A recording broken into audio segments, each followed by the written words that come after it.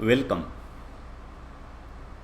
आज हम लोग प्राचीन भारत के गुलाम वंश डिस्कस करेंगे। वेलकम। आज हम लोग प्राचीन भारतीय इतिहास के एक बहुत इम्पोर्टेंट टॉपिक गुलाम वंश को डिटेल में डिस्कस करेंगे।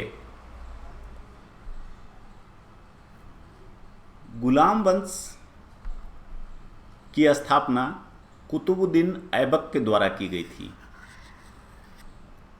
कुतुबुद्दीन ऐबक मुहम्मद गोरी का गुलाम था। मुहम्मद गोरी जब तराइन के युद्ध में पृथ्वीराज को हराकर भारत में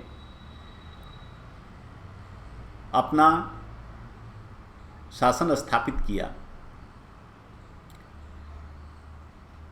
और जब वह वापस लौटने लगा तो अपने विश्वासी कमांडर कुतुबुद्दीन ऐबक को यहाँ का शासक बना दिया और कुतुबुद्दीन ऐबक उसके अधीन रहते हुए इस क्षेत्र का शासन करता रहा। कुतुबुद्दीन ऐबक को मुहम्मद गोरी का गुलाम कहते हैं क्योंकि कुतुबुद्दीन ऐबक को मुहम्मद गोरी ने गुलाम के रूप में खरीदा था, लेकिन गुलाम के रूप में मुहम्मद गोरी के पास आने के बाद कुतुबुद्दीन ऐबक ने बहुत सीखा, प्रशिक्षण लिया, सेना में बहुत बहादुरी से लड़ाई लड़ा और मुहम्मद गोरी का बहुत विश्वसनीय बनकर धीरे धीरे उच्च ओहदे को प्राप्त किया। यही कारण था कि जब मुहम्मद गोरी वापस जाने लगा तो उसने उसी को यहाँ का शासक बनाया। जब मुहम्मद गोरी की 1206 ईस्वी में हत्या हो गई, उस समय कुतुबुद्दीन ऐबक अपने आप को स्वतंत्र शासक घोषित कर दिया और इस तरह से गुलाम वंश की स्थापना हुई। इसको इसीलिए दास वंश भी बोलते हैं, ममलुक वंश भी बोलते हैं, क्योंकि ममलुक का भी मतलब गुलाम होता है। स्थापक कुतुबुद्दीन ऐबक था और यह राजधानी इसकी लाहौर थी, क्योंकि जब मुहम्मद गोरी जा रहा था तो उस समय इसके शासन का राजधानी लाहौर ही था। इसलिए जब उसने अपने आप को स्वतंत्र शासक घोषित किया, उसके बाद भी राजधानी लाहौर में ही रखा। कुतुबुद्दीन ऐबक बहुत सारे काम किए और उसमें से कुछ उल्लेखनीय कार्य ये सब हैं। उसने कुतुब मीनार की नींव रखी, कुतुब मीनार का निर्माण कार्य शुरू कराया। सूफी संत ख्वाजा बख्तियार काकी की प्रतिष्ठा में उसने यह शुरू कराया था कुतुब मीनार की नींव। दिल्ली में कुव्वत उल इस्लाम मस्जिद का निर्माण कराया। अजमेर में 2.5 दिन का झोपड़ा जो एक मस्जिद है उसका निर्माण कराया। 2.5 दिन नाम के पीछे कुछ लोगों में मतभेद है। कुछ लोग कहते हैं कि इस मस्जिद को कुतुबुद्दीन ऐबक ने 2.5 दिन में ही बनवा दिया था, इसलिए 2.5 दिन का झोपड़ा कहा जाता है।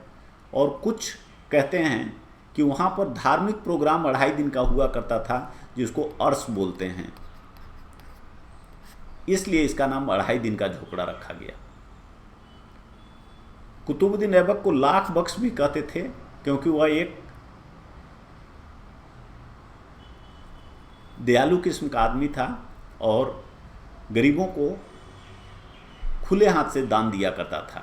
बख्श का मतलब होता है था उस समय रुपए, पैसे, संपत्ति। 1210 ईस्वी में उसकी मृत्यु हो गई चौगान खेलते समय घोड़े से गिरकर। चौगान जिसको पोलो भी बोलते हैं, खेलते समय गिरकर मर गया।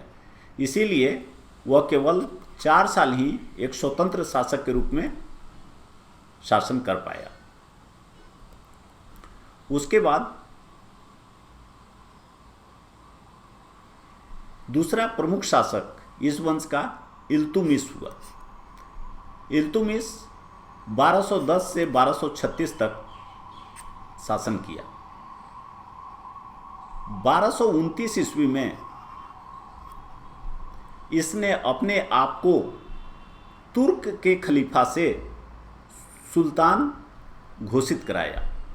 उस समय यह परंपरा थी कि जो खलीफा होते थे तुर्किस्तान के, तुर्क के, वो मुस्लिम दुनिया के मुख्य हुआ करते थे और वो सुल्तान, अलग अलग जगह के शासकों को सुल्तान डिक्लेयर किया करते थे। तो इल्तुतमिश पहला मुस्लिम शासक हुआ जिसने अपने आप को वैधानिक रूप से सुल्तान घोषित कराया और इसीलिए इसको दिल्ली सल्तनत बोलते हैं, दिल्ली सल्तनत, क्योंकि सुल्तान के रूप में वह शासन कर रहा था और उसने अपना राजधानी लाहौर से दिल्ली ले लाया। इल्तुतमिश ने एक तुर्कन ए चहलगानी सिस्टम शुरू किया जो 40 तुर्क सरदारों का दल होता था। इन तुर्क सरदारों को उसने कुछ अधिकार भी दिए और इन सरदारों से जब युद्ध होता था तो ये सरदार अलग अलग अपनी सेना मेंटेन करते थे, रखते थे। उससे राजा को, सुल्तान को मदद मिलती थी, सुल्तान मदद लेता था, इसलिए इसको नाम दिया तुर्कन ए चहलगानी। कुतुब मीनार का काम जो पहले से शुरू किया हुआ था उसको इल्तुतमिश ने पूरा कराया। मुइनुद्दीन चिश्ती का दरगाह यह भी अजमेर में है, ये इसने बनवाया। 2.5 दिन का झोपड़ा उसने बनवाया था और मुइनुद्दीन चिश्ती का दरगाह अजमेर में इसने बनवाया। चांदी और तांबे के सिक्का, जिसको चांदी का टैंका और तांबे का जीतल बोलते थे, इल्तुतमिश ने सबसे पहले शुरू कराया। इक्कतदारी प्रथा, यह इल्तुतमिश की जो सेना में लोग रहते थे उनको नकद वेतन नहीं देकर जमीन का कुछ हिस्सा दिया जाता था, उसको इक्कतदारी कहते थे और इक्कतदारी प्रथा यही थी। और इक्कतदारी प्रथा में जिसको जो भाग देता था उसमें वहाँ के लोगों से, जो उस क्षेत्र में लोग रहते थे, वह आदमी उस क्षेत्र का लॉ ऑर्डर देखता था, शासन देखता था, वहाँ पे नियम कानून बनाए रखता था, अनुशासन बनाए रखता था और उन लोगों से टैक्स भी वसूलता था। तो इससे उनको आमदनी हो जाती थी। उसकी मृत्यु अचानक हो गई 1236 में। इल्तुतमिश की मृत्यु अचानक हो गई, इसलिए वो अपना गद्दी किसी को सौंप नहीं पाया। हालांकि वो अपनी बेटी रजिया को सुल्तान बनाना चाहता था क्योंकि उसके बेटे योग्य नहीं थे, लेकिन चूंकि मृत्यु अचानक हो गई इसलिए वह उसको गद्दी पर बैठा नहीं पाया। इसलिए इल्तुतमिश का बेटा पहले सुल्तान बना, लेकिन वह बहुत अयोग्य था, इसलिए वह शासन कर नहीं पाया। तो उसको हटाकर बाद में रजिया सुल्तान शासक बनी। रजिया सुल्तान बहुत साहसी और बहादुर थी और भारतीय दिल्ली सल्तनत में या भारतीय इतिहास में यह प्रथम और अंतिम मुस्लिम शासिका हुई। प्रथम भी थी और अंतिम भी थी, इसके बाद कोई नहीं हुआ। इसके खिलाफ लोगों ने बहुत साजिश किया, चूँकि वो पर्दा प्रथा कभी नहीं मानी। पुरुष का जो पोशाक होता है वो पहनने लगी। शिक्षा के केंद्र और पुस्तकालय बहुत सारे बनवाए, काम अच्छा कर रही थी, लेकिन उससे जलन के कारण और लोगों के एक महिला के बारे में जो सोच होती है उसको लेकर बहुत सारे लोगों ने साजिश किया, तुर्क लोगों ने साजिश किया और उसको हटा दिया। सुल्तान से हटाकर उसको कैद कर दिया गया और कैद उसको किया भटिंडा में। लेकिन भटिंडा का गवर्नर अल्तुनिया से उसने शादी कर ली। उसके बाद ऐसा माना जाता है कि अल्तुनिया भी उसको मदद कर रहा था और दोनों मिलकर फिर से जो दिल्ली का सल्तनत था उसको प्राप्त करने का इन लोग कोशिश कर रहे थे। और उसी कोशिश में जब वहाँ से निकलकर वो भाग रहे थे तो 1240 में कैथल के पास जाटों के द्वारा इनकी हत्या कर दी गई।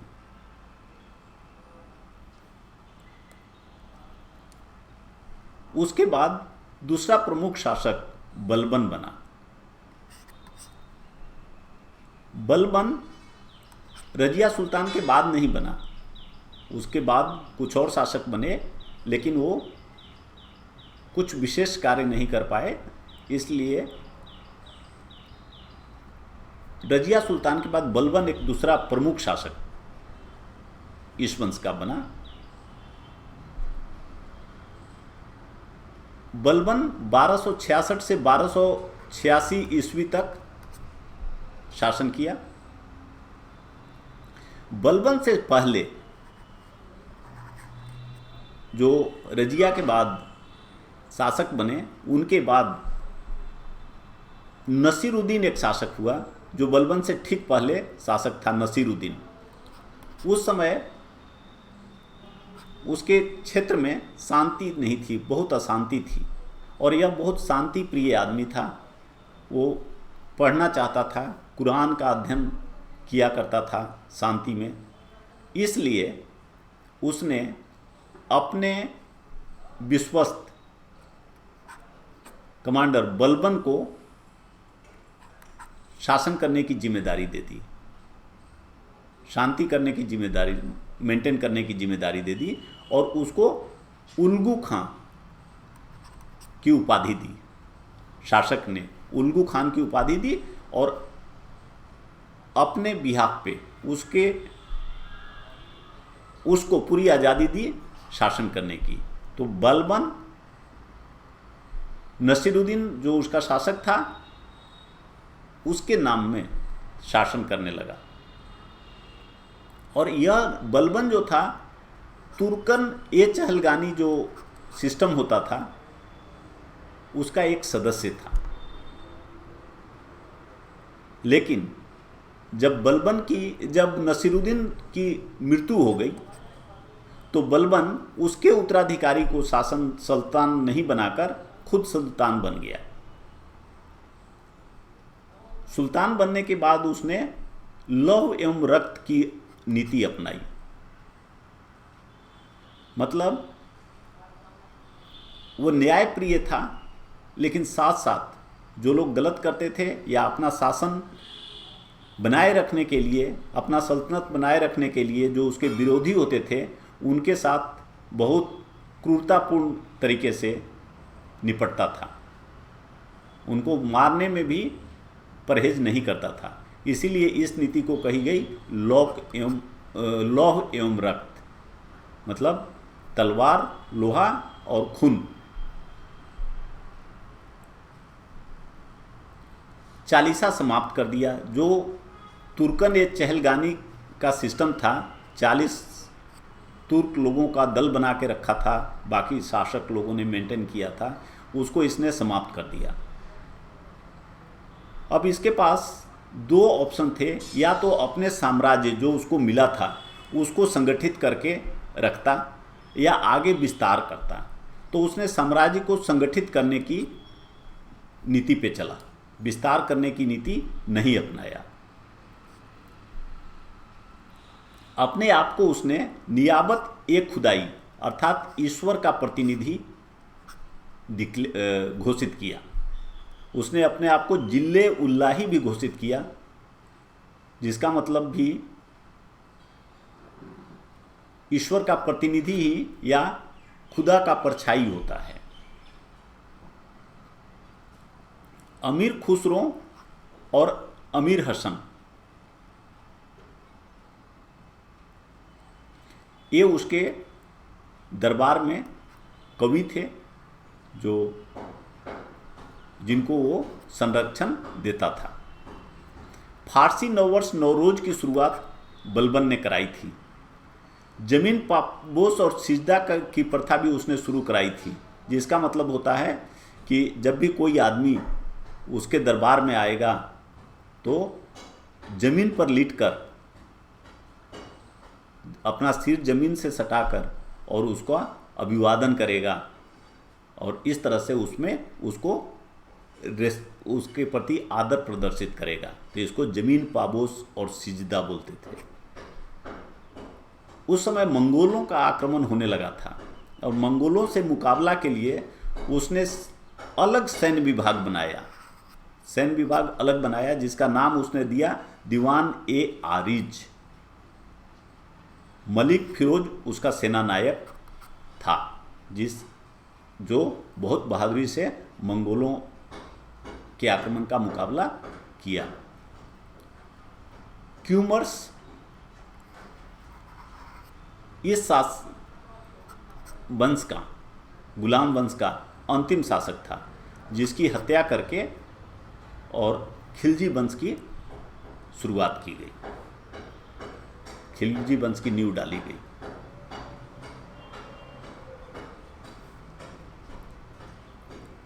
जेडलैब क्लासेस के लिए आप गूगल प्ले स्टोर से जेडलैब ऐप डाउनलोड करें। Good luck.